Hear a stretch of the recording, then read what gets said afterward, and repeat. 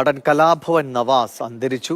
ചോറ്റാനിക്കരയിലെ hotel മുറിയിൽ അദ്ദേഹത്തെ മരിച്ച നിലയിൽ കണ്ടെത്തുകയായിരുന്നു എന്നാണ് വിവരം. സിനിമാ ഷൂട്ടിങ്ങിനായിട്ടാണ് കലാഭവൻ നവാസ് ചോറ്റാനിക്കരയിൽ എത്തിയത്. അല്പസമയം മുമ്പാണ് ഈ വാർത്ത പുറത്തു വരുന്നത്. ചോറ്റാനിക്കരയിൽ ഒരു സിനിമ ചിത്രീകരണത്തിന്റെ ഭാഗമായി നവാസ് അടക്കമുള്ളവർ എത്തിയിരുന്നു. മല്ലിക സുകുമാരനൊക്കെ അഭിനയിക്കുന്ന ഒരു സിനിമയുടെ ചിത്രീകരണവുമായി ബന്ധപ്പെട്ടെത്തിയതാണ്.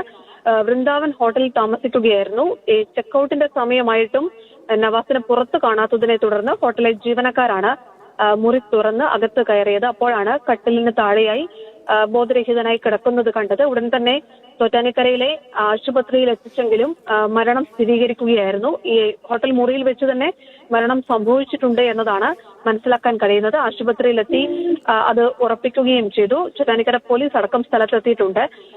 ഒരു പക്ഷേ ഹൃദയാഘാതമായിരിക്കാം മരണകാരണം എന്നതാണ് പ്രാഥമികമായി സംശയിക്കുന്നത്. നമുക്കറിയാം, ഒരുപാട് സിനിമകൾ നവാസിന്റേതായുണ്ട്. ഒപ്പം തന്നെ പാട്ടുകൾ, മിമിക്രിയിലൂടെ കടന്നു വന്ന താരമാണ്.